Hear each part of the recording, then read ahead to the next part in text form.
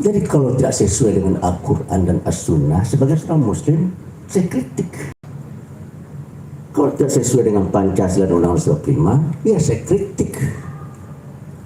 Masalah orang senang atau tidak senang dengan saya, itu urusan dia. Yang jelas saya tidak pernah terganggu oleh ketik-ketik saya. Caranya gimana? Dan tadi Ibu Profesor Rogoh bilang saya selalu ngikutin. Itu udah live belum? Iya, kan. Taruh sini dulu aja. Untuk apa diikutin, Bu? Emang mau nyari ini dulu? Pusing ngikutin saya ya. Nyari holder HP. Cuma begini. Saya ini tadi bilang sama Buya Elva ya, itu yang disampaikan oleh Buya Gus Rizal itu direkam apa tidak? Saya minta itu disusun, dijadikan sebagai matan keyakinan dan matan kepribadiannya dalam.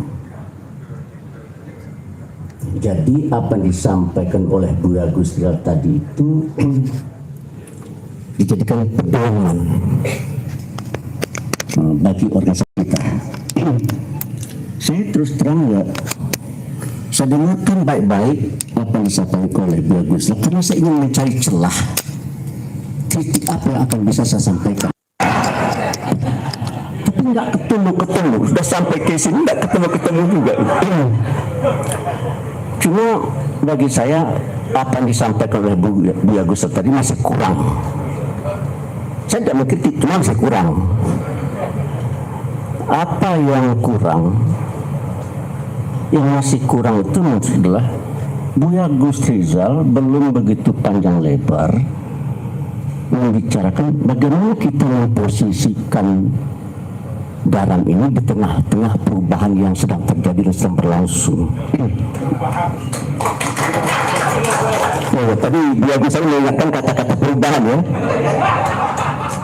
Ya terserah kepada masing-masing kita menafsirkannya ya. Tapi bagi saya kata perubahan itu adalah kata kunci.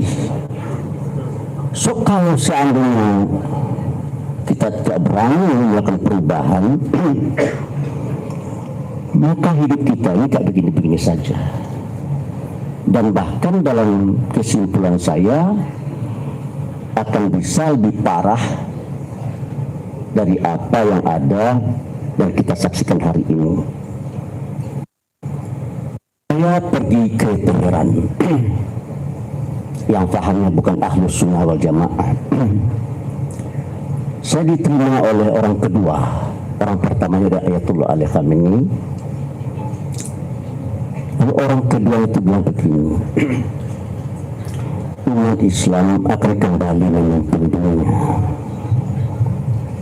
Tapi umat Islam akan kembali memimpin dunia itu, kata beliau, bukan umat Islam dari Timur Tengah, bukan umat Islam dari Turki, dan bukan umat Islam dari Iran. Yang akan kembali memimpin dunia itu umat Islam dari Indonesia.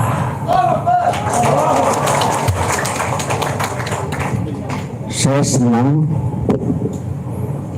karena sejalan juga dengan pikir saya, cuma akhirnya rasa senang saya tidak berlangsung lama. Karena begitu saya baca bukunya Jeffrey Winters yang berjudul Oligarki dan bukunya Chomsky yang berjudul Who Ruled the World, itu disimpulkan bahwa yang menjadi penentu di satu negeri itu bukan ulama, bukan politisi, bukan birokrat, bukan tentara, dan bukan polisi. Tapi menjadi penentu di satu negeri itu adalah orang yang menguasai sumber daya material di negara tersebut. Dalam bahasa lainnya adalah para pemilik kapital. Siapa yang menguasai kapital di Amerika? Yahudi. Siapa yang menguasai kapital kita? Nggak ada matanya di sini. Itu saudara kita dari etnis Cina. Saya tidak ingin mengembangkan sentimen ras, tapi ada filosofi dari orang Minang, alam tak kembang jadi guru. Itu sesuai dengan kata-kata orang arif, orang bijaksana dalam bahasa Arab begini, utlubul ilma walau bisin. tuntutlah ilmu meskipun ke negeri Cina. Rempang bagi saya sebuah tragedi, dan sebelum Rempang juga sudah ada peristiwa di kampung halaman kita di Air Bangis. Menurut saya dua kasus itu sudah cukup menurut saya untuk jadikan bahan, jadikan dasar bagi kita untuk mengoreksi diri kita. Gitu.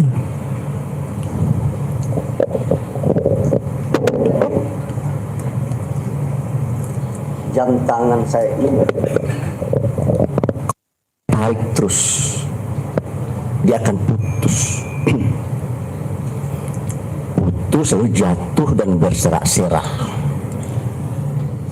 Mau nggak saya jam tangan saya ini putus dan berserak-serak? Ya tidak mau saya.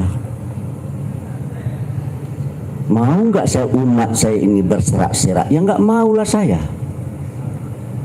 Nah, kalau begitu apa yang harus dilakukan Bang Rabas? Ya buat jam tangan ini tidak putus. Kira-kira di mana, pada bagian mana dia akan putus? Dia akan putus di bagian yang terlemah. Ada 12 elit strategis di negeri ini.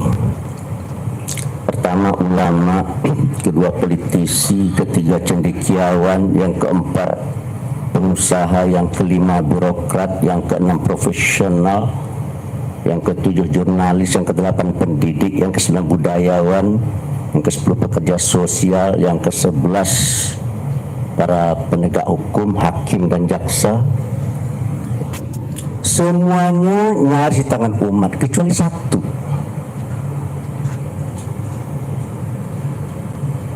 Semuanya di tangan kita kecuali satu, yaitu elit strategis pengusaha. Nggak ada yang di tangan kita. Sementara dalam teorinya yang menjadi penentu di satu negeri itu adalah orang yang menguasai kapital di negara tersebut. Jumlah kita umat Islam 86,8%, kita bulatkan saja 90%, orang dari agama lain hanya 10%. Tapi yang 10% representasinya di 10 orang terkaya 9. Kita yang besarnya 90%, representasinya di 10 orang terkaya 1. Beberapa minggu yang lalu saya ketemu sama saudara saya Anwar Ibrahim. Ya, saya punya teman Anwar Ibrahim, saya Anwar Abbas gitu ya. Ya. Kami punya 3 orang itu, Anwar Sadat di Mesir, Anwar Ibrahim di Malaysia, Anwar Abbas di Indonesia. Yang di Mesir mati ditembak, yang di Malaysia di penjara, yang masih bebas Anwar Abbas di Indonesia itu. Gitu. Oleh karena itu dai rantai Minang menurut saya harus diletakkan di tengah-tengah ini. Oleh karena itu sekitar sebulan 2 bulan yang lalu Pak JK telepon saya. Bang Rabas, bagaimana ini? Apa yang bagaimana Pak JK? Masa ada 10 orang terkaya 1 yang beragama Islam? Nah, terus bagaimana Pak JK? Itu suruh dai-dai itu untuk ceramah tentang masalah ekonomi gitu.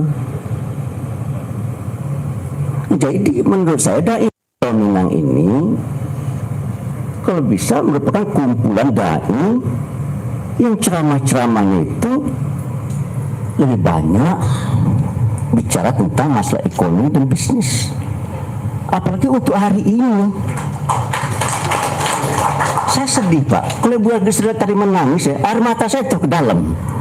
Kenapa saya tidak menangis? Saya sudah rilis ya. Pasar Tanah Abang sebagai pasar gosip terbesar di Asia Tenggara, yang isinya sebagian besar adalah orang Minang, sekarang dia fikir tahu kosong melompong. Dan saya dikasih tahu oleh teman-teman saya, Bang Rabas tahu nggak mereka kemana sekarang? Mereka mudik ke kampung halaman. Tuh. Pertanyaan saya, orang yang sudah biasa berdagang di Tanah Abang pulang kampung, kira-kira ekonomi akan semakin lebih baik apa atau akan semakin lebih buruk? Oleh karena itu, supaya saya tidak stres, saya cukupkan sampai sekian. Assalamualaikum warahmatullahi wabarakatuh. Terima kasih luar biasa dari Buya Anwar Anas.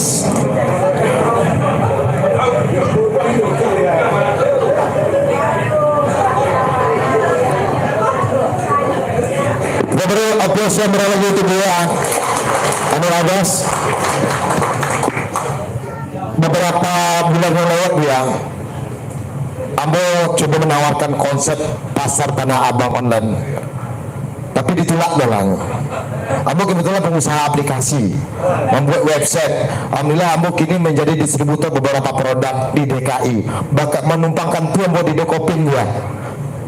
Alhamdulillah banyak produk yang bisa kita tawarkan. Tapi Ambo nanya kata Buya tadi, mungkin tagak mulu kudu Ambo. Pernah Ambo baca itu dengan Ustadz, 10 pintu rezeki itu berniaga. Tapi mau Ustadz wak yang berniaga selain niaganya wisata umroh saja. Mohon maaf, Ambo ceramah kebetulan Ambo jadi konsultan perusahaan kosmetik, jual kosmetiknya Pak. Teleponnya kawannya daripada hanya menggambarnya, senangkan istri Anda lebih cantik. Mengenai kosmetik ya, wallahi Ambo agak terharu tadi mendengar arahan dari Buya. Beberapa bulan yang Ambo pindah-pindah untuk menawarkan konsep aplikasi bagaimana Muhammad online ekonomi. Kenapa? Sampai pasar digital itu dimiliki bukan orang Indonesia. Pasar Gadarawa kini dikuasai orang digital. Ambo lapai ketemu Fadlizon. Oh mantap itu, cuma mantap dia. Ambo harapan Ambo didukung oleh muda secara ekonomi. Ambo punya riset sendiri. Mungkin itu yang bisa Ambo sampaikan sedikit karena tugas Ambo MC. Dan Ambo terharu ya, karena apa? Seorang pengusaha yang bergerak, Ambo bergerak karena Allah. Dengan modal nol Ambo ke Jakarta, Ambo bisa cari Tuhan. Alhamdulillah ini Ambo dipercaya orang tua grup sebagai distributor CDKI Sejabodetabek. Apa? Ambo yakin ada pernah kajian modalnya dari Buya Ustaz Abdul Somad, orang Minang merantau pakai kalimat Allah, bukan pakai modal dari kampung. Itulah yang menjadi pacuan Ambo sangat ketika Pak Sekjen mengundang Ambo sebagai MC. Dan tujuan Ambo bukan jadi MC, basobok je Buya. Mudah-mudahan. Kenapa? Mohon maaf ya, sedikit lah yang mau tambahan. Minta Ambo waktu setengah menit. Satu-satu negari yang kenal dengan Allah mau di dunia itu menang Pak. Itu ya, kalau kita sudah makan ketika di Mina, bukan alhamdulillah, Allah langsung dia. Allah makan Allah, Allah minum Allah. Kalau di Jawa enggak, kalau bahasa Inggris yes, kalau di Arab tidak, Allah langsung ke Allah. Tapi udah Minang enggak baraja bahasa Minang gini dia. Lah kurang mengecek kata Allah dalam dirinya. Di Sumatera Barat, jadi ala di Padang. Nek dah makan kamu setengah masak aja tamunya ya, baca campur lupa memang karena kalimat Allah tadi. Mbah harapan mbah seketek. Mungkin ikut dulu, lanjut saja kata sambutan yang luar biasa yang akan kita dengarkan dari tokoh Minangkabau perantauan, Ketua Dewan Penasehat Buya Haji Muhammad Hafiz Caniago. Berdua untuk memberi silahkan.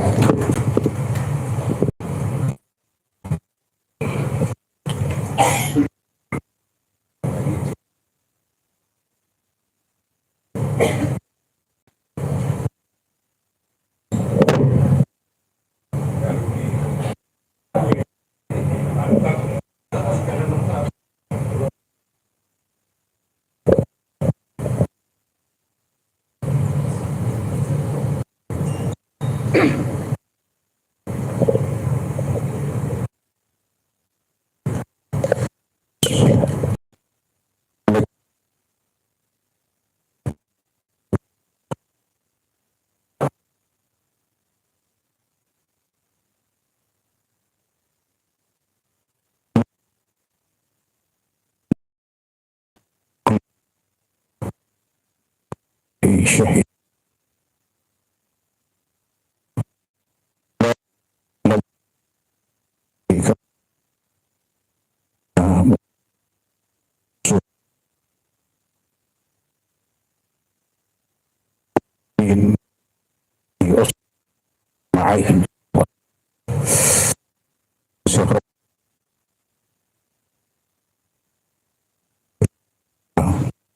Bapak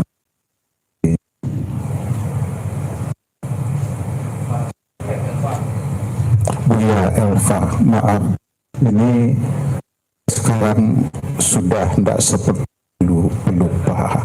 Walaupun pun lupa, jangan diri saya sendiri juga. Sholat aja saya suka lupa ada berapa rakaat ya. Maaf, Ti mengatakan apa adanya. Dia yang tersinggung nih. Saya merasa sangat berterima kasih kepada beliau dengan keberadaan beliau ya memberikan suatu implementasi imajinasi dalam cita-cita keislaman beliau sehingga terbetullah ini, Masya Allah, luar biasa ya. Yang saya muliakan Haji ini ulama yang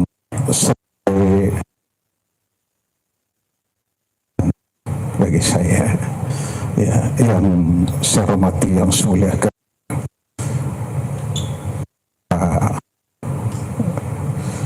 Dr. Anwar Abdillah. Nah, jadi yang saya hormati, Masya Allah, ini nama beliau, padahal wajah beliau itu sangat dekat di hati saya. Alfian Tanjung, Masya Allah ya. Nah, maaf semuanya, saya tidak sebutkan satu persatu dan semua yang saya muliakan ya. Pak Dasrul Lamsudin, alhamdulillah saya ingat beliau ya. Alhamdulillah, saudara yang berbahagia.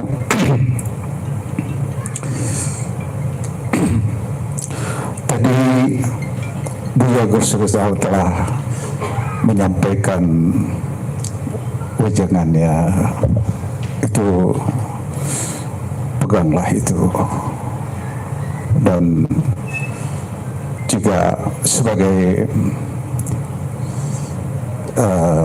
Buya Anwar Abbas juga lebih melengkapinya, alhamdulillah ya. Dan saya sebagai ketua Dewan Penasihat, hanya poin-poinnya saja yang ingin saya sampaikan sebagai ulama, terutama ulama Minang. Rasulullah SAW bersabda,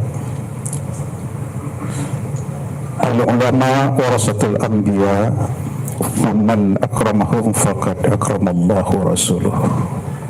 Ya, tolong pegang ini erat-erat, bahwa kita sebagai ulama adalah pewaris Nabi. Ya, barang siapa memuliakan ulama, kita akan dimuliakan. Berarti orang yang memuliakan ulama itu adalah memuliakan Allah dan Rasulnya. Masya Allah, tinggi sekali tempat kita ya. Karena itu jaga predikat ulama. Isyhadu bi anna muslimun, nyatakan bahwa diri kamu itu seorang ulama. Tidak hanya merek saja ngaku ulama, perilakunya jauh dari sikap seorang ulama. Ini tantangan bagi kita. Maaf ya, biasanya kalau saya bicara itu sopir saya tidak boleh jauh dari saya. Begitu ngomong keras dikit dikasih kode itu, turunin pelannya. Karena kalau tidak, saya bicara kemarin ini saya khutbah di masjid Peruri ya. Saya lagi khutbah sebentar jatuh ke belakang, kebetulan ada kursi di belakang. Setelah itu jatuh ke lantai, langsung dibawa ke rumah sakit Pertamina, dan alhamdulillah ternyata saya masih bisa berdiri di sini. Karena itu saya ya alhamdulillah lah, karena itu barangkali itu pula ya, andai kata umur pendek umur saya sudah bersyukur meskipun dari secara lisan, secara dakwah bilisan saya tidak banyak dikasih waktu oleh Allah misalnya, tapi berharap demikian saya lebih lama hidup, ingin bisa menambah terus amal kita gitu. Tapi paling tidak secara tulisan saya tidak, ya sebagai ulama daram, ya ulama darah, ya saya menulis lebih kurang 23 judul buku, ya maaf 23. Ya, nah pertama saya menulis tentang maaf ini bukan ini dalam rangka menyemangati kita selaku ulama daram, ya, dan siapa kita, apa kemampuan kita, kelebihan kita, buktikan seorang muslim gitu, ya. Saya menulis tentang metode alif lam, itu 2 jilid. 4 kali membaca itu bisa menulis dan membaca Al-Quran. Saya membuat itu. Yang kedua, saya menulis banyak. Kalau buku fiksi sangat banyak. Empati di tengah keresahan, wanita berwajahmu kulihat surga. Rata-rata buku saya itu sekitar 300-400 halaman. Ya. Wanita berwajahmu kulisan, ku bimbing engkau ke surga, menuntun langkah anak ke surga. 350 halaman. Itu banyak lagi buku saya yang lain. Fiksi ini saya bukan artinya buku fiktif, bukan. Fiksi itu ada sebetulnya perjalanan menuju etos gitu, menuju tujuan. Jadi di situ ada doa, sebuah upaya yang selalu, ya ini doa gitu, ya. Dan alhamdulillah buku saya yang terbaru, maaf ya nggak apa-apa karena kita orang Minang, saya bukan orang sini, tapi ya apa yang sudah kita muat, mudah-mudahan ini akan membangun Minang dilihat orang gitu, ya. Nah sudah buku saya yang terbaru Mawsu'ah al-Hadis wa Mujam al-Quran al-Mufahish sebanyak 9 jilid. Saya memadukan Al-Quran dan hadis lengkap dengan indeknya, Al-Quran lengkap dengan indeknya, dan hadis juga lengkap dengan indeknya selama sebanyak 9 jilid, lebih kurang 7.000 halaman. Alhamdulillah, ya. Di bawah itu saya menulis ensiklopedia hadis, karena hadis ini ya sangat banyak kita perlu, karena itu merupakan Al-Quran yang merintahkan, Al-Hadis yang menjelaskan. Hadis itu memang banyak, ya. Karena itu saya merasa perlu untuk membuat ensiklopedia hadis sebanyak 7 jilid. Saya letak itu berapa halaman. Yang sebelumnya yang tebal 2000 halaman lebih itu indeks hadis dan syarah. Ini luar biasa nih, ya, luar biasa. Ketika saya menyampaikan ketika seseorang Pak Menteri waktu itu, Menteri siapa saya lupa, itu beliau dia, saya beli buku Buya 1000 set. Saya bilang untuk apa? Untuk Buya kirimkan kepada pondok-pondok pesantren di seluruh Indonesia. Ya. Berapa halaman buku itu? Itu 2000 halaman lebih, tebal 2 jilid itu. Siapa yang menulis? Orang daram, gak usah saya lah, ya. Orang daram, ulama daram gitu, ya. Supaya kita semakin bersemangat dan implementasikan keislaman kita. Apa yang kita, tugas kita adalah untuk bagaimana kita mendakwahkan Islam ini dengan akhlak. Innama bu'istu liutammim makarimal akhlak. Saya maaf agak berlari sedikit, terus terang saya juga mungkin saya katakan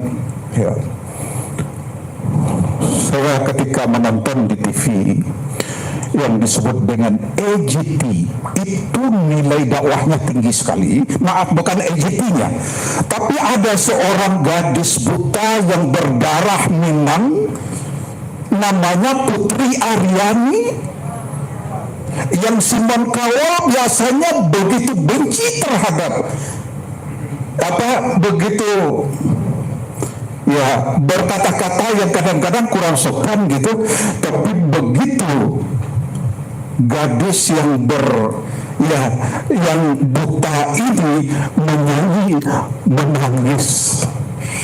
Simon Cowell menangis dia. Masya Allah.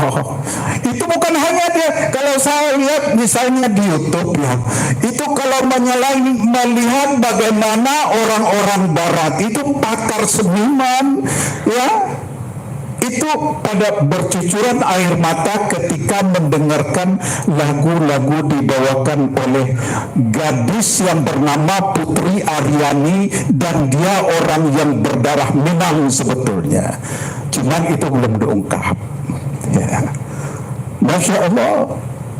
Dan kemana selalu yang perlu kita ingat ini, bahwa dia itu adalah wanita yang identitas keislamannya sangat-sangat menonjol. Dia memakai jilbab sehingga orang melihat, Masya Allah. Kalau Anda lihat EGT kemarin, itu semua melihat bahwa luar biasa pakaiannya, jilbabnya.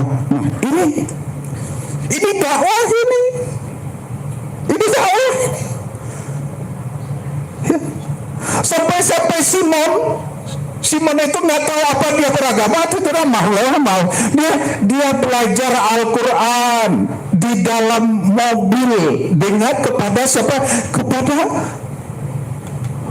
Putri Aryani yang buta. Apa kata Aryani ketika dia tampil? Maaf, karena saya merasa sebetulnya ada beban moral saya, karena begitu saya mau tampil itu, orang melihat saya sebagai orang yang buta, yang tidak bisa melihat apa-apa. Tetapi begitu saya sampai di pentas, saya merasa seorang bintang yang mungkin saya yakin saya bisa merebut semua pertandingan. Itu betul. Dan itu semua ini kita buktikan. Kenapa saya bicara tentang ini? Karena terus terang di sini seorang wanita, seorang hijaber di EGT American Got Talent, inilah yang pertama dan langsung juara 1. Dan itu maaf, sekian negara itu yang menuntut dia harus juara. Luar biasa. Kalau mereka itu kalau begitu nonton itu bercucuran air mata. Memang saya katakan kelas yang lagu yang disampaikan itu memang tidak kelas rendahan, itu kelas tinggi, itu betul. Mungkin kadang-kadang kita nggak begitu ini, tapi begitu seorang penyanyi mengeluarkan berwarna mata dia, itu luar biasa, Masya Allah. Nah, saya kira ini perlu juga menjadi perhatian, bahwa untuk kita sebagai ulama ini juga perlu sebagai salah satu bentuk dari peluang dakwah kita. Sekarang ini orang melihat semua dari ujung tumit sampai ke ujung rapot itu menjadi contoh bagi orang, Maaf, mungkin di sini ada yang kita nggak setuju. Sebetulnya kalau menurut saya seni itu tidak dilarang oleh Islam.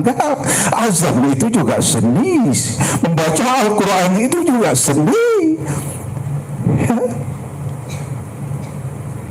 Oleh sebab itu saya sebagai Ketua Dewan Penasihat Daram, ya, saya menyampaikan, ya, kita sebagai ulama, ya, tugas kita, ya, ulama daram, ya, pertama, ulama daram ini hendaknya berfungsi sebagai pengawal ajaran Islam. Itu pertama. Ya, kitalah yang mengawali ajaran Islam ini, merasa ada itu rasa tanggung jawab mengontrol ajaran Islam. Jangan sampai, ya, jalan dialih orang lalu. Kita sebagai ulama, kita hanya diam. Memang berat, sudah, memang berat. Ya, kenapa berat? Karena yang mayoritas yang sering itu udah namanya ulama besar, dikenal, tapi justru dia yang susah kita. Jadi pertama, sebagai pengawal ajaran Islam, ya, ini harus ada tumbuh sikap itu di dalam diri kita. Yang kedua, sebagai juru bicara aspirasi dan kepentingan umat. Jadi kita juga sebagai juru bicara, ulama ini sebagai bicara, ya, aspirasi kepentingan umat apa, kita yang harus menyampaikan itu. Jangan hanya diam. Ya. Nah, yang kedua, yang ketiga, ulama sebagai rujukan dalam mengatasi persoalan berkehidupan. Ya. Ulama lah rujukannya. Apakah dipikir ulama itu tidak ujian? Wah, paling berat ujiannya ulama. Benar. Berat sekali. Iya. Nah, saudara yang berbahagia, kalau soal ujian, ya siapapun diuji oleh Allah. Semakin ini semakin berat ujiannya. Ya. Nah, saudara yang berbahagia, itu yang keempat, ini terakhir, ya. Kita sebagai ulama daram, ya, ulama lah intinya, ya, kita sebagai integrator umat, ya, yaitu orang yang dapat menyatukan potensi umat. Nah, ini tugas kita, ya. Kita ada mampu, kita harus bisa untuk menyatukan potensi umat sehingga terbentuklah umat yang betul, umatan wasatan, insya Allah. Ya. Nah, tunjukkan bahwa kita sebagai seorang ulama daram, kita sebagai inspirator yang dapat menyatukan kepentingan umat, kita suarakan itu. Ya. Nah, saudara yang berbahagia, oleh sebab itu saya kira mungkin waktunya terlalu panjang, dan itu aja apa yang perlu saya sampaikan. Dan terima kasih Bu Alfa, terima kasih saudara-saudaraku sekalian semuanya. Billahi taufiq wal hidayah. Wassalamualaikum warahmatullahi wabarakatuh. Waalaikumsalam warahmatullahi wabarakatuh. Terima kasih kita ucapkan kepada Haji Muhammad Hafiz Jamil selaku Dewan Penasihat sudah menyampaikan nasihatnya seperti apa ulama-ulama dalam sebagai rujukan untuk umat. Selanjutnya kita dengarkan sambutan dari tokoh Minangkabau Perantauan yang tidak asing lagi yang selalu hadir bersama kita, yaitu Bapak Profesor Dr. Fasli Jalal PhD. Kepada Bapak kami kita persilakan.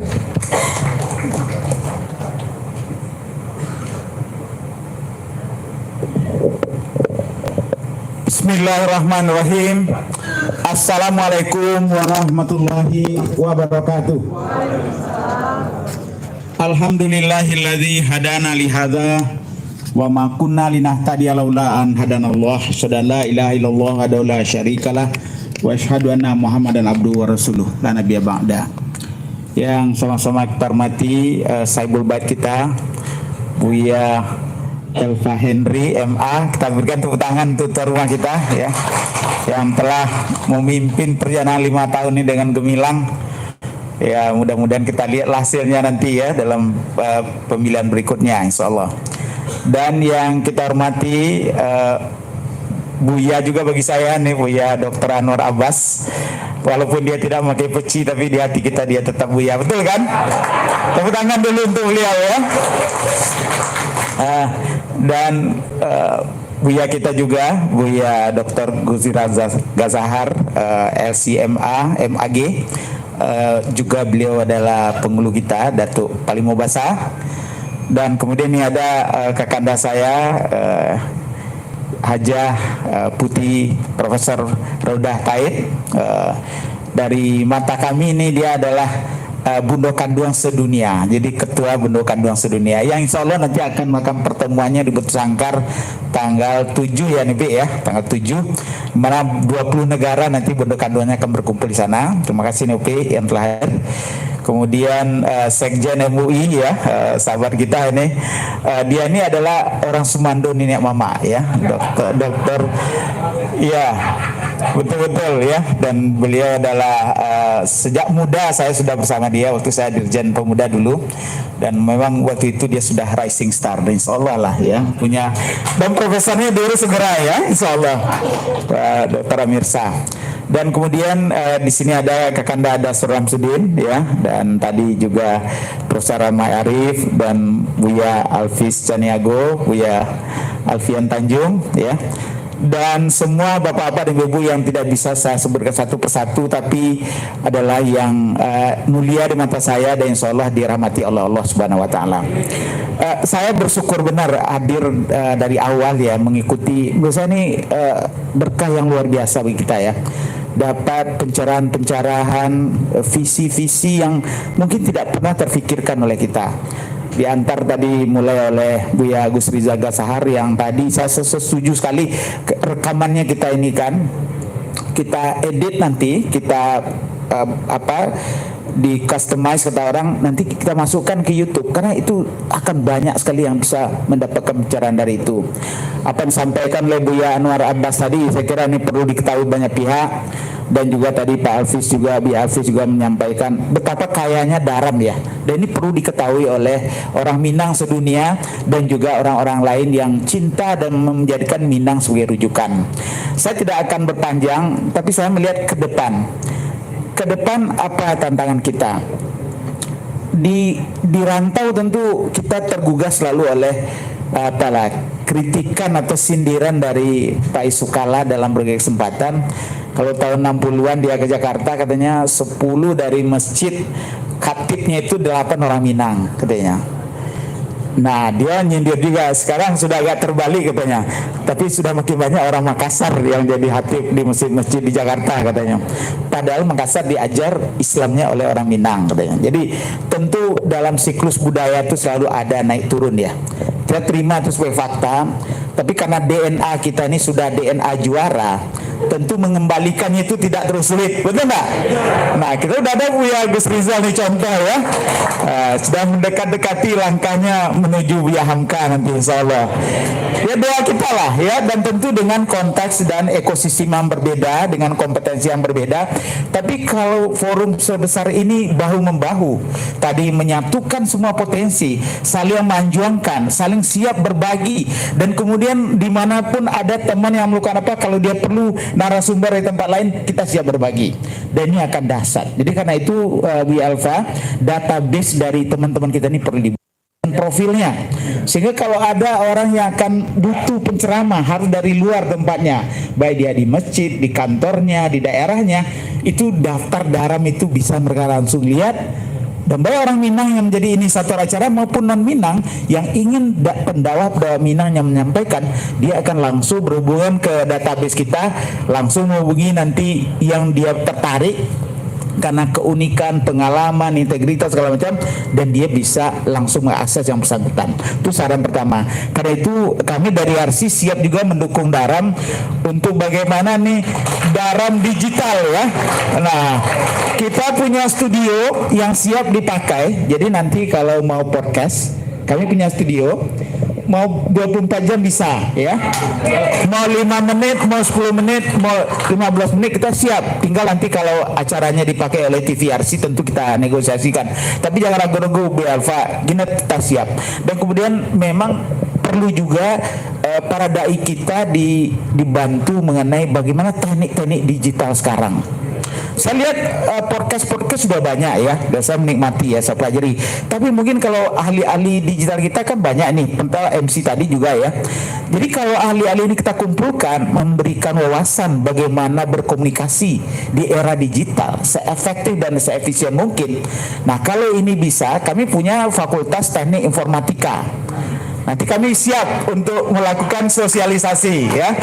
Tempat ada, orang ada, studio ada, tinggal lagi siapa dan berapa orang kapan. Jadi kita buat jadwal. Kemudian yang terakhir saya dalam berbagai kapasitas sering menerima masukan ya. Kami sedang menyiapkan pertemuan Minang sedunia di samping pertemuan Bunda Kanduang sedunia. Nyupi adalah yang menginisiasi bersama beberapa tokoh dan kemudian yang Minang diaspora ini kita sudah berbicara dengan 20 negara. Nanti Ibu Elva, jadi saya kira yang segera bisa kita jadikan perwakilan adalah Sydney, Australia. Kami dengan Buya Agus Rizal sudah memfasilitasi, mereka sudah membangun surau, sebetulnya masjid, tapi karena surau jauh lebih luar biasa fungsinya, dia udah membeli 20 miliar ya surau itu, dan luar biasa. Saya baru aja kembali dari sana. Itu lebih hiruk pikuk dia dengan konsep surau nih Bu Yusra. Anak-anak mudanya hafiz Al-Quran, menjadi imam, bicara masalah keislaman di tengah masyarakat yang sangat liberal dan kadang-kadang ya jelas agamanya tidak agama kita yang mayoritas. Jadi nanti mungkin bulan November kita akan meresmikan Bu ya. Nanti mudah-mudahan kita bisa sama-sama rencana Pak Gubernur dan mudah-mudahan juga Pak Sandiaga Uno karena dia ikut menginisiasi dari awal. Mudah-mudahan cabang atau perwakilan Sydney ini segera. Jadi kita minta nanti kalau bisa Bu Elva ikut nanti di dalam pertemuan Minang sedunia ini tanggal 3, 4, 5 di Padang. Kemudian 6, 7 diteruskan di Batu Sangkar karena ada festival budaya, ada pertemuan seminar ya Nepi ya, dan buat pelantikan beberapa Bunda Kanduang sedunia. Kemudian ada acara lanjutan di Bukit Tinggi 2 hari. Kemudian bagi perantau Minang yang juga banyak berasal dari 50 kota dan Payakumbuh, itu mereka akan meneruskan juga tanggal 9 dan 10-nya. Jadi orang-orang Minang sudah membuat jadwal, sekarang sudah ada 16 negara yang bersiap datang. Kita target minimal 20 negara, minimal sekitar 200 orang. Malaysia mengirim lebih dari 40 orang. Bundo Kanduangnya aja 20 orang nih Be ya. Kemarin saya cek sama Bundo Kanduang dari Sydney, mereka paling tidak 15 orang akan hadir katanya, belum lagi di Melbourne. Jadi ini adalah sebuah forum, mudah-mudahan nanti Bu Eva menyampaikan dalam ini, mana tahu beberapa negara lain yang memang punya Buya. Saya kemarin ke Belanda, di sana wakil kepala sekolah Indonesia di Belanda. Nah, itu dia bisa kita jadikan ya, karena dia dari UNP juga dulu ya. Nah, mudah-mudahan tadi target Buya berapa tadi? 20 ya? 20 negara ya? Ya paling tidak 10 kita segera lakukan lah ya. Dan terakhir benar, ini kan kita punya keistimewaan mengenai Undang-Undang Nomor 17 Tahun 2022 yang memberi identitas keunikan Minang itu adalah adat Basani Sarak Basani Kitabullah. Nah, kita sudah berkali-kali ya Bu Agus Rizal ya. Dulu waktu undang-undang desa kita terpuruk karena nagari menjadi desa. Kemudian kita kembalikan, boleh lagi kembali ke nagari, tapi nagari adat, tidak nagari pemerintahan. Jadi masih belum komplit. Saya kira peluang karena undang-undang ini resmi dan berlaku secara nasional memberikan kekhususan untuk kita Provinsi Sumatera Barat menjabarkan adat Basani Sarak Basani Kitabullah itu dalam kehidupan, dalam program-program. Jadi karena itu bersama Buya Agus Rizal dan mungkin juga Elkam nanti dan berbagai perguruan tinggi yang berhimpun, mudah-mudahan Daram bisa dengan pengalaman nasional dan dunia ini memberikan dukungan pada MUI gimana cara kita menangkap peluang ini sehingga akhlak anak-anak kita bisa kita tingkatkan. Akhlak sudah baik mungkin ya sebagian besar, tapi tantangan juga besar, lingkungan makin ganas ya, apalagi dengan era digital ini. Kalau dia tidak punya kekokohan karakter, dia akan mudah terayun-ayun dan bisa berpindah di tempat-tempat yang tidak kita harapkan. Jadi kalau itu kami siap nanti Minang Diaspora juga bersama dengan Daram. Mari kita kembangkan sehingga Minangkabau menjadi rahmatan lil alamin juga bagi masyarakat se-Indonesia dan sedunia. Insyaallah. Wassalamualaikum warahmatullahi wabarakatuh. Waalaikumsalam warahmatullahi wabarakatuh. Sekali lagi kita beri aplaus dulu untuk Bapak Profesor Dr. Fazli Jalal PhD, beliau bersambit dengan bertingkah berselang kali dalam 20 mangko api kanalo, banyak support yang hadir dari beberapa tadi kata sambutan. Insyaallah dakwah rantau dai Rangunang siap maju bersama digital dibantu oleh Pak Profesor Dr. Fazli Jalal. Selanjutnya kita sambut kita dengarkan kata sambutan dari Ketua DPP Bundo Kendwa Profesor Dr. Insinyur Rangga Taib MD. Kepada Bundo dapat kita persilakan.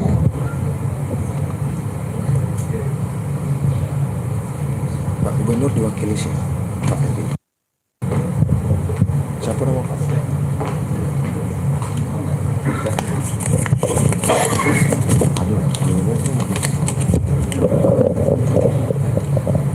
Assalamualaikum warahmatullahi wabarakatuh. Alhamdulillahirabbil alamin. Bersyukur kita kepada Allah Subhanahu wa taala atas nikmat umur, nikmat kesehatan dan nikmat kesempatan sehingga kita dapat berkumpul pada acara musyawarah nasional pertama dai rantau Minangkabau yang akan mendarat. Mudah-mudahan apa yang awak pikiran dan apa yang kawak lakukan diredai dan diberkahi oleh Allah. Amin ya rabbal alamin. Salawat dan salam kita sampaikan kepada Nabi besar Muhammad sallallahu alaihi wasallam. Allahumma shalli ala sayyidina Muhammad. Yang sama-sama kita muliakan. Pertama, Buya Dr. Anwar Abbas yang lalu saya ikuti pembicaraannya Pak, bukan bapaknya. Kalau bapak diikuti barang ibu beko. Seterusnya yang kita muliakan dan kita harapkan orang muda Ananda Buya Dr. Gus Rizal Bezahar LC MAG, Ketua Majelis Ulama Sumatera Barat yang dikenal sangat radikal. Ada yang takut kalau dia datang, dia tidak mau datang. Dan saya tahu betul itu. Seterusnya yang kita cintai, yang kita hormati dan kita muliakan, Buya Elva Henry Mukris MM MAG yang membawa gerbang dari dai rantau Minangkabau ini. Seterusnya Bunda Pasli yang tak asing lagi dimanapun kami sering ketemu, kalau tidak di dunia nyata, di dunia maya. Seterusnya ada Prof. Armai, ada Pak Basrul, ada Pak Alfis, ada Datuk Azmi, kemudian Sekjen MUI, orang semua kita, Bapak Haji Amir Shah Tembunan, dan ada juga Ibu Ketua Bundo Kanduang DKI Ananda Suharni SE, kemudian ada Ibu Nurdiatni Atma, dan hadirin hadirat yang berbahagia yang hadir pada acara ini.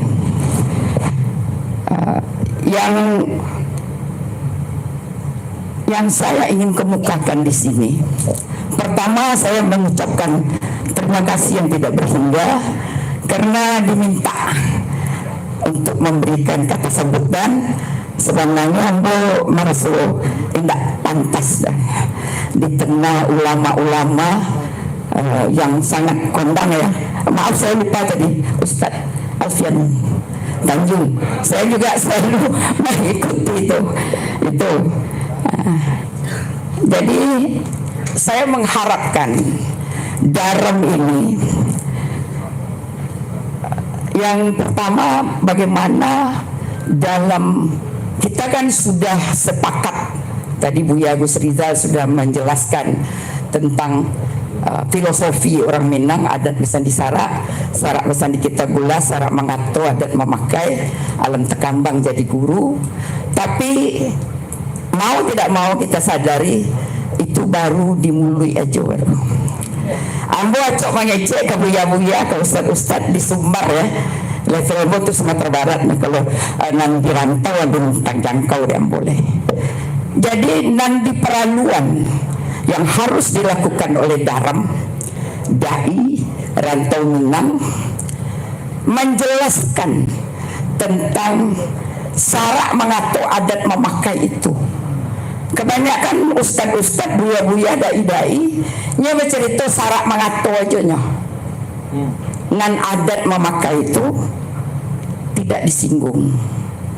Jadi harusnya dijelaskan adat-adat mana ndak bisa dipakai lah, ndak dikatokan dek sarak itu. Itu yang ambo harapkan barangkali dalam program ke depan itu disusun. Nah, sebab itu tadi Adinda Pasli lah mengecek lo bahasa ABS SBK lah diakui sebagai undang-undang nomor 17 tahun 2022 oleh negara. Jadi tidak perlu awak takut atau ragu atau cameh untuk mengimplementasikannya. Walaupun di dalam undang-undang itu tak balik. Tapi daripada indah kalau jadilah masuk dalam undang-undang. Tak baliknya itu adat Besandi Sarak, Sarak Besandi kita pula menyesuaikan dengan adat Salingkah Negari. Logika itu berarti minimal ada sampai rati 83 adat Besandi Sarak versi masing-masing negari. Nah, tapi mau ubah itu kan susah. Nah, jadi itu nambo inginkan dah panjang-panjang loh. Jadi betul-betul dibuat program, dan kalau perlu tidak usah berang buya-buya ustad-ustad, harus melihat kembali aluang bunian orang Minang tentang bagaimana aturan-aturan adat, nilai-nilai adat yang bagi ambo sebagai orang nan dakek juga adat itu dan sangat suko. Banyak dari ajaran-ajaran adat awak nan melompati zamannya. Dan ambo selalu mengecek ke orang-orang muda baraja Islam dari adat.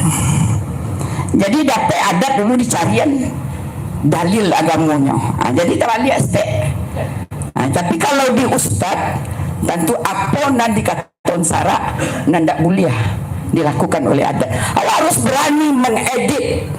Banyak kini Pak kesenian dan upacara-upacara yang tidak ada juntrungannya.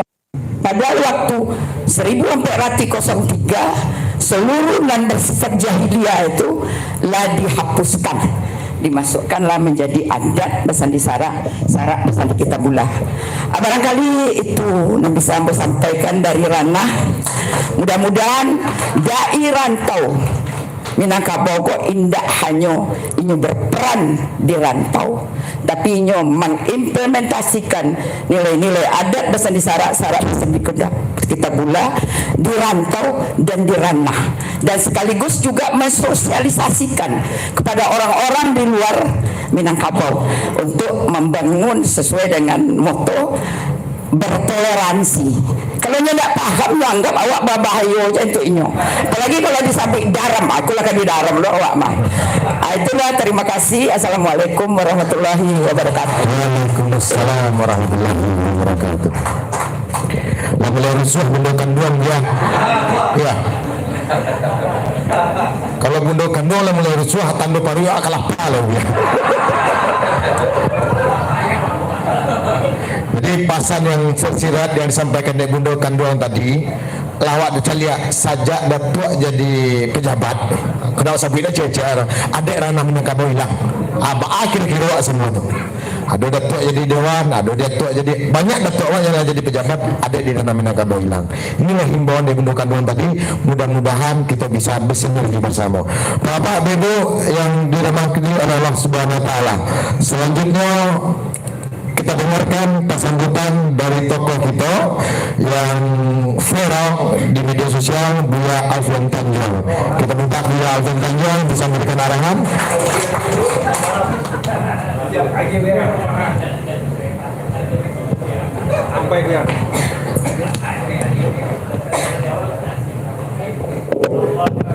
Bismillahirrahmanirrahim. Assalamualaikum warahmatullahi wabarakatuh. Saya gemeteran ini. Bapak Ibu sekalian, Pak Anwar Abbas ini dosen waktu zaman saya kuliah. Ya, beliau yang banyak memacu saya, banyak menghibur saya, dan masih juga suka mentransfer buat saya. Ya, jadi beliau sangat memahami watak saya yang sejak dulu aktif. Sebenarnya ambo agak luti begerega. Kenapa? Karena tadi gue pikir gue gak mungkin ngomong gue di sini ya. Tahu diri kali gue ya gitu ya. Bapak Ibu sekalian, saya anak Betawi asal Sumatera Barat ya. Apaknya mak asli orang awak. Tapi nama meninjau ama Tanjung apa pilih. Jadi sama-sama orang awak. Jadi sebenarnya ambo awak bana, tapi memasuk-masukkan bahasa awak kadang-kadang kok agak lain kok si Alfian kok ya. Cuman sedikit mungkin pesan buat sebelum saya sampai pada kata kunci. Ada temuan saya yang perlu saya sampaikan di sini. Mudah-mudahan tidak terlalu kasar gitu ya. Yang pertama, banyak sekali orang dari kampung. Nah, kalau di kampung ambo tuh enggak disebut kampuang tuh ya, kampung. Kucing, ndak kuciang doh. Nah, itu dulu amak ajarkan. Amak kan segene-segene belajar. Itu kalau di Jakarta tuh banyak nan malu bawa sawah. Itu beneran. Kalau nak mau bahasa sawah, dia bahasa Indonesia. Padahal dia dari Padang. Lu gimana sih orang Padang ngomong pakai bahasa Padang? Ya, ini beneran nih. Satu ya. Yang kedua, boleh nih Pak Nur ya, izin ya. Orang Padang harus segera melakukan semacam perubahan sedikit saja. Mari kita biasakan membesarkan, kalau bahasa Jakarta saling ngegedein gitu. Dulu hampir terjadi calon gubernur Jakarta, Pak Jasri Marin. Tapi ketika beliau mulai diusung, di orang awak tuh, angkan aja si Alfian tuh. Iya si Alfian tuh, iko. Nah, ke 99 Santiang, Rancak. Nengka 100, tapi tiba di tapinya itu jadi tidak jadi orang memilih si beliau itu. Nah, beda sama orang-orang Sumatera Utara, orang-orang Batak, orang-orang Madura, beda. Orang Madura, orang Batak tuh kalau dia mau jadi dijaga sampai jadi. Nanti kalau sudah jadi, Cok, aku mau ketemu 4 mata dengan kau. Nanti masuk kamar, Cok, aku tahu kau zaman-zaman kau kecil kau nakal. Kau suka mencuri, kau suka main perempuan, tapi karena engkau sekarang pejabat, engkau tidak boleh begitu lagi. Nah, kalau di orang kita, di orang awak nih, kekurangannya dibuka depan umum. Maaf ya Pak Buya ya, saya harus ngomong ini. Iya, saya di Jakarta aktif nyalek 4 kali, gagal terus. Iya, di antara penyebab gagalnya orang Padang juga. Kenapa? Nama saya itu Alfian, di ijazah Alfian, di KTP Alfian. Saking bangganya gue jadi anak orang Sumatera Barat, gue tambahin Tanjung. Tapi tetap kalah, karena yang kemudian maju nyalek berikutnya yang orang kaya. Padahal dia nggak pernah berpolitik. Akhirnya dia nggak jadi, saya nggak jadi juga. Ini terus terang ya, mudah-mudahan omongan-omongan saya ini sebagai bentuk perwujudan asli bahwa saya memang lahir di tanah Betawi. Paling tidak pada hari ini saya ingin menyampaikan sesuatu yang saya pikir disampaikan atau tidak ya. Jangan repot-repot. Setelah ini ditutup, saya juga mau pamit. Pastikan aklamasi, kita minta Dr. Elva untuk melanjutkan jadi ketua umum berikutnya. Biasanya, karena saya lama di P3 ya, saya di P3 itu 35 tahun, dari pengurus bawah sampai ketua departemen penguatan ideologi. Sekarang saya wakil ketua umum Masumi, bidang penguatan ideologi dan dakwah. Masumi tidak bisa lolos karena rezim yang berkuasa, rezim PKI. Ya.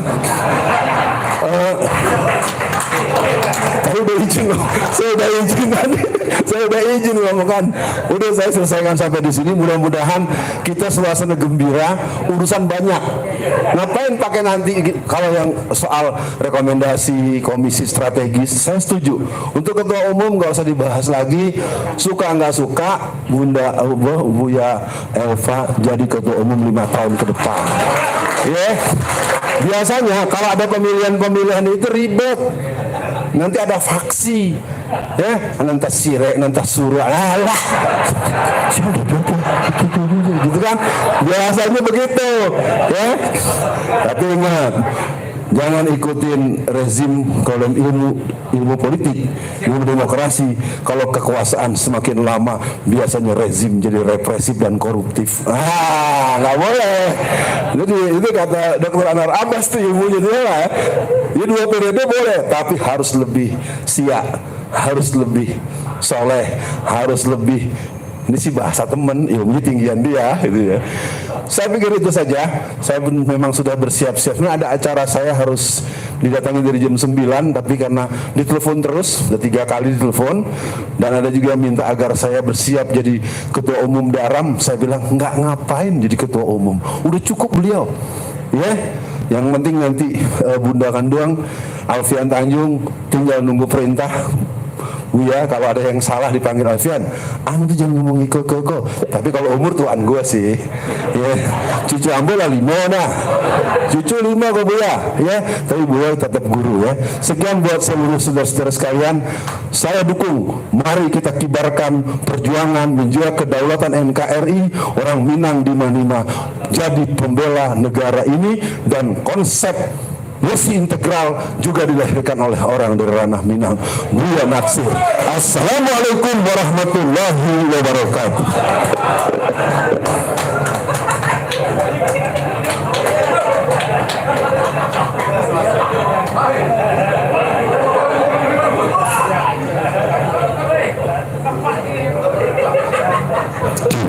Sekali lagi kita beri aplaus yang meriah untuk Ustaz Alfian Tanjung. Tapi lah gak kareh nih dia. Karena ini orang agam. Orang agam ko warnanya sirah, ayunya kareh, ikannya liah. Bamberang no, nak ditangkuk no awak, ditangkuk no berjiluk. Ini kareh-kareh ini nago sekali. Salangkah pantang sulit ya, itu orang agam. Bapak ibu, kalau agam tuh logonya harimau. Kalau baru masuk karena buat basuhnya nampak harimau betul. Ini kareh sana. Bapak ibu hadirin yang berbahagia. Pada hari ini kita masuk ke acara puncak kegiatan kita dalam konteks yang tertinggi ya. Artinya yang akan memberikan kata sambutan dari Ketua MUI atau hari ini diwakili oleh Sekjen MUI Udang Sumendo Minyak Mama. Bila kita berikan aplaus yang meriah dulu Bapak Mirsa Tambunan, mereka berikan ketunjukan di depan kita bersama. Dan kita minta orang Sumendo membuka supaya seakan dia aku saja.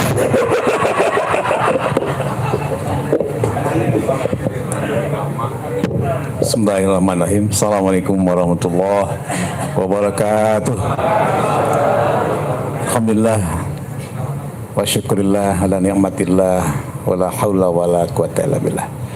Asyhadu an la ilaha illallah wahdahu la syarikalah wa asyhadu anna Muhammadan abduhu wa rasuluh. Rabbi israh li sadri wa yassir li amri wahlul 'uqdatam min lisani yafqahu qawli. Saya setiap pidato nggak lupa baca doa ini karena Nabi Musa menghadapi Fir'aun. Saya baca doa ini bukan berarti saya sedang menghadapi Fir'aun, bukan. Bapak Ibu sekalian yang dimuliakan dirahmati Allah, Buya Anwar Abbas. Buya Anwar Abbas ini senior saya yang membentuk pola pikir seperti kata orang, berpikirlah kayak orang Minang. Itu viral sekarang itu. Ya, kemudian Buya Gus Rizal, betul seperti tadi disebutkan, banyak berdiskusi soal MUI. Yang kadang-kadang MUI mengambil keputusan gamang, beliau dorong saya. Insya Allah kita semangat terus. Ketua Umum Buya Elva, Pak Pasli Jalal, ini juga senior saya. Waktu beliau dirjen, saya betul-betul didorong terus supaya jadi aktivis yang betul-betul aktivis tulen lah kira-kira gitu. Insya Allah semangat. Ustaz Alfian Tanjung, Pak Arme Arif, Ibunda dari Bedokanduang, kemudian dari mewakili Pemda. Tadi juga ada Buya Alfis dan kita semua yang hadir. Mohon maaf tidak menyebutkan satu persatu tanpa mengurangi rasa hormat saya kepada kita semua. Dari tadi sepi, nggak ada pantun kelihatannya. Sebagai Sumandu orang awak dari Agam, kata Pak Alfian bilang dari Agam itu orangnya kareh-kareh itu. Di Ambo berhutang budi sama orang Agam sebagai Sumandu orang awak. Oleh kakeknya Indobareh dikasih gelar Sultan Pemuncak.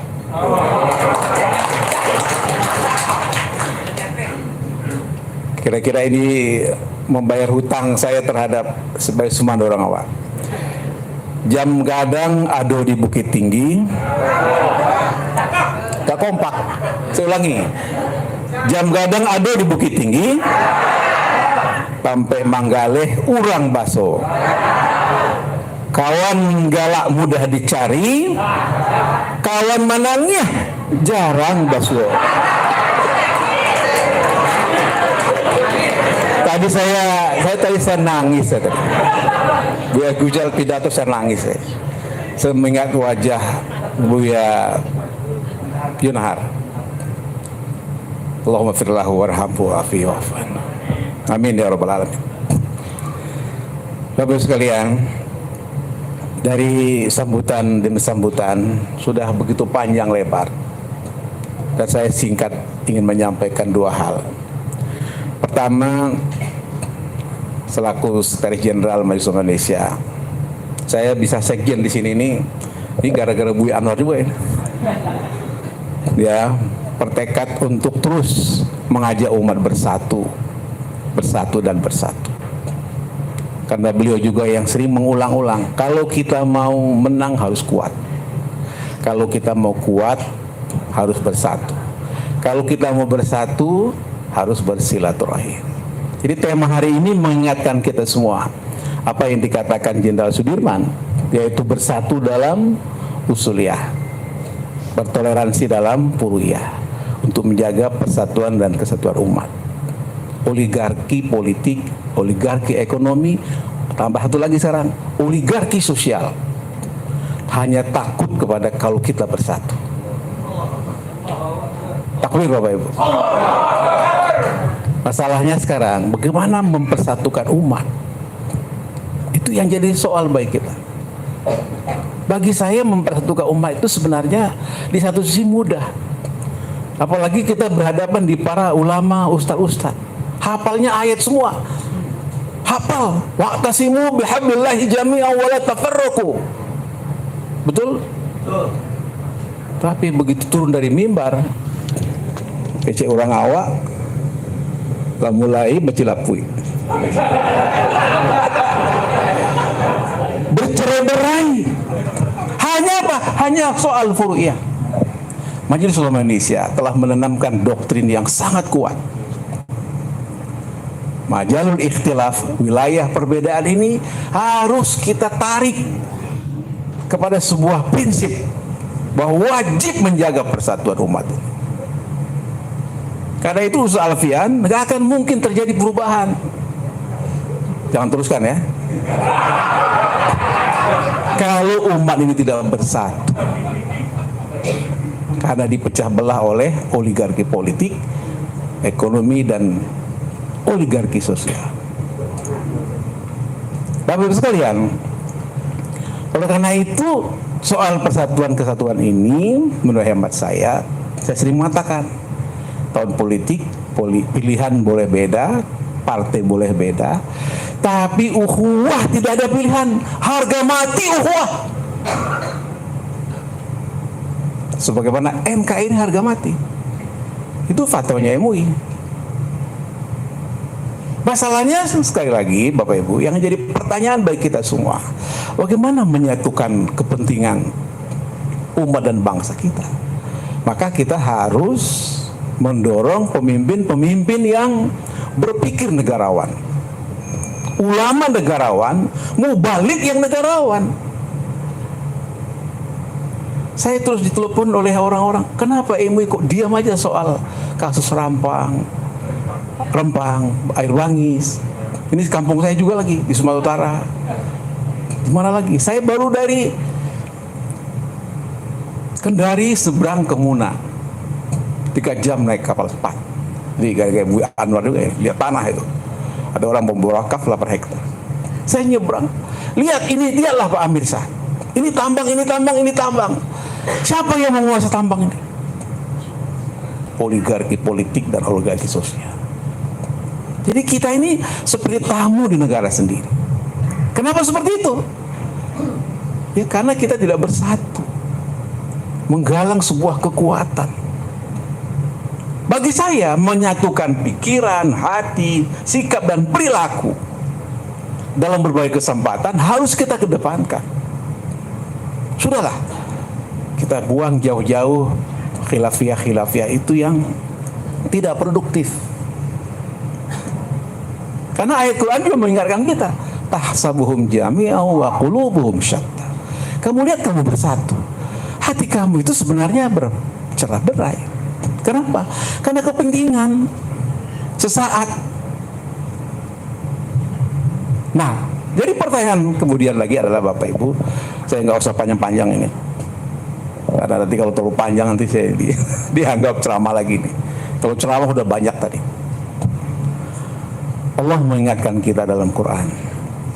Surat Hud ayat 88. In uridu ilal islah mastata'tu wa ma taufiqu illa billah alaihi tawakkaltu wa ilaihi unib. Tugas kita itu menurut saya pertama harus terus kita perbaiki kondisi umat ini.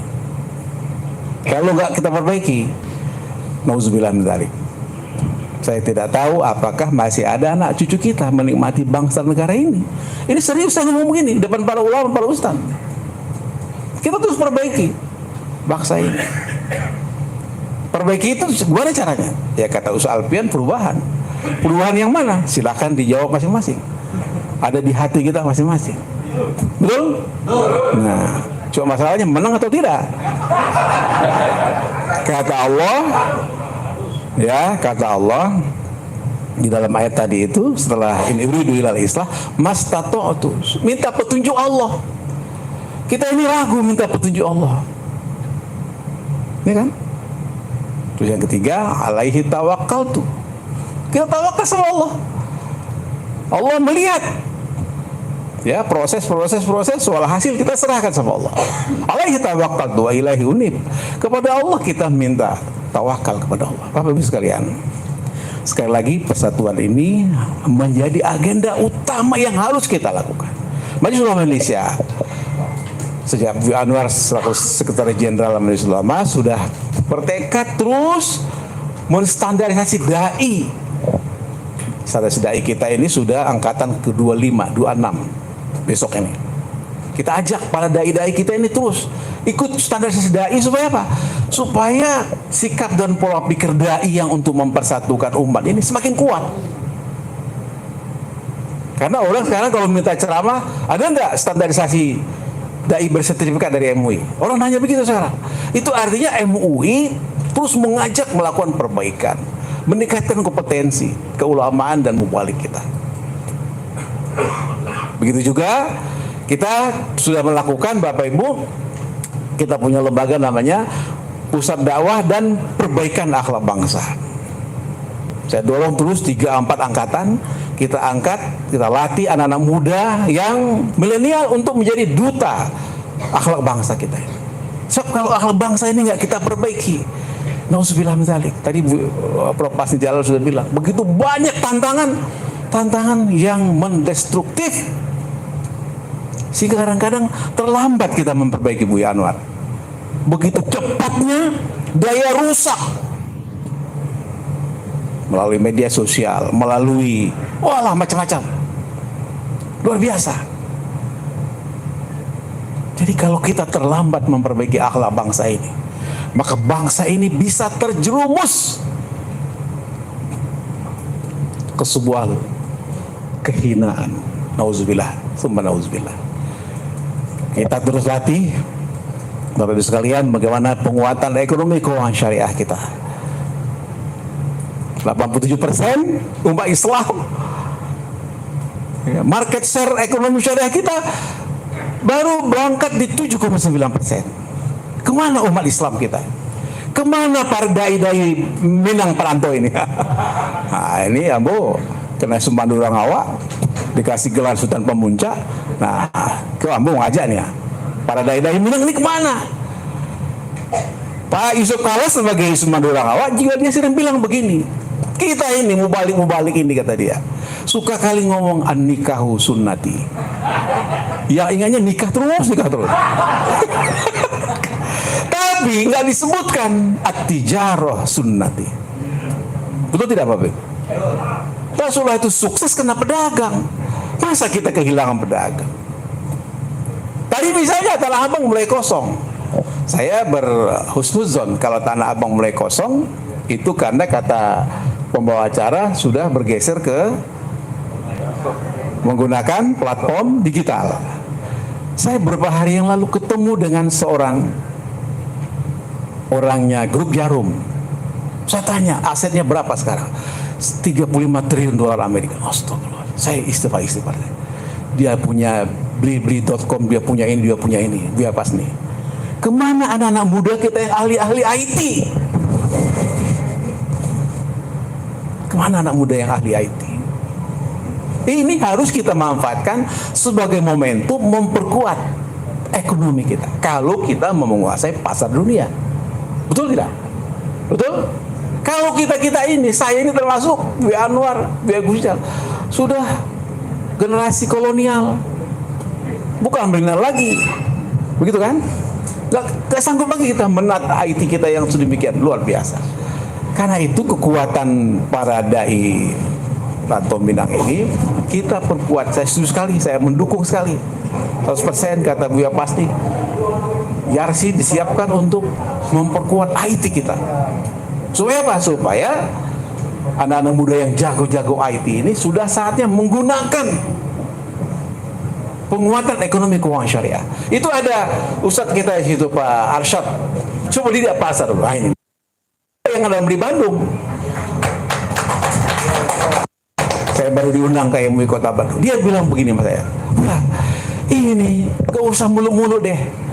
Dia bilang, konsep korporasi saya berbasis jamaah masjid, berbasis jamaah musola, ini kemana? Coba lihat di data Google kita itu, berapa umat kita yang korban pinjol ilegal? Berapa umat kita yang korban rentenir? Nauzubillah min dzalik. Oleh karena itu, Koperasi Jasa Keuangan Syariah ini berbasis masjid yang Pak Arsyad ini, ya kan? Ini harus kita perkuat. Kita bicara di masjid sudah sangat pasti. Wa'tasimu bihablillahi jami'ah, memperkuat ekonomi umat. Keluar dari masjid, ayatnya lupa, di luar kepala. Sama sekali di luar memang. Nggak lengket dalam perilaku ekonomi kita. Nauzubillah min dzalik. Bapak Ibu sekalian, terlalu panjang saya ceramah, nggak elok. Karena saya harus, dan saya nggak akan mau membuka acara ini kalau ketua umum tidak hadir di sini. Jadi yang buka ketua umum, Buya Elvi ini. Nah, nanti beliau yang buka nanti. Saya akan undang beliau, begitu juga Buya Gus Rizal, begitu juga Buya Anwar, begitu juga senior saya Prof. Pasri Jalal. Siapa lagi nih? Mewakili Bunda Kanduang. Saya mohon di sini untuk bersama-sama kita buka bersama-sama. Pak Ustaz Alfian, kita buka di sini. Karena kalau saya yang buka nanti saya kualat saya sebagai Sumandura Ngawa. Ayo Buya. Mewakili Bunda Kanduang, Pak Armai, ini mewakili Pemda? Gubernur. Mewakili Gubernur. Nah, yang membuka di sini adalah ketua umum. Ini otoritasnya ketua umum ini. Jadi kita saksikan bersama-sama. Semoga ini bagian dari ikhtiar kita untuk menunjukkan bahwa kita bersatu. Bulat kata karena mufakat, bulat ayat karena pembuluh. Silakan Buya. Buya buka. Kita saksikan bersama-sama. Assalamualaikum warahmatullahi wabarakatuh.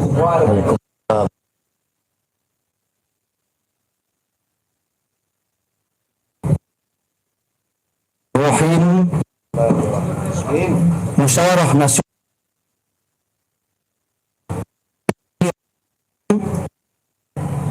buka.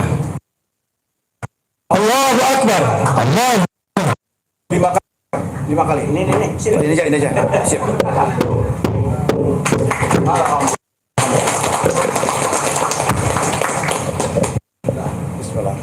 Selesai. Baik, terima kasih. Nah, kalau ini baru sah dibuka ini. Terima kasih. Foto bersama. Terima kasih sekali Bapak Ibu. Assalamualaikum warahmatullahi wabarakatuh.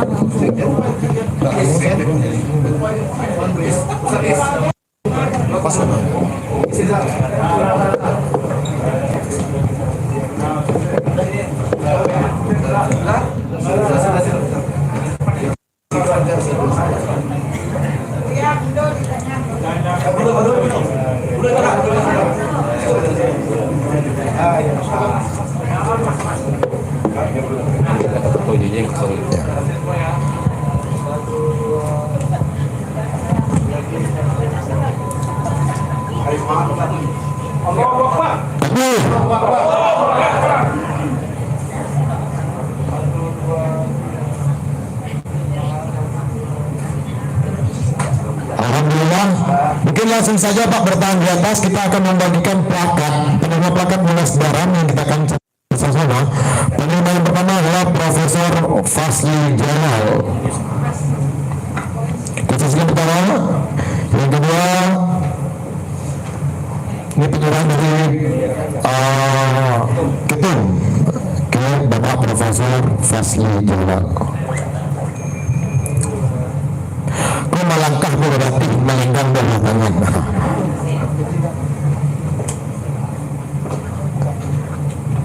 Mudah-mudahan Pak Profesor Fasli Jalal terus bisa menjadi mitra dari Daram untuk bisa terus berkembang di tengah masyarakat atau di tengah umat.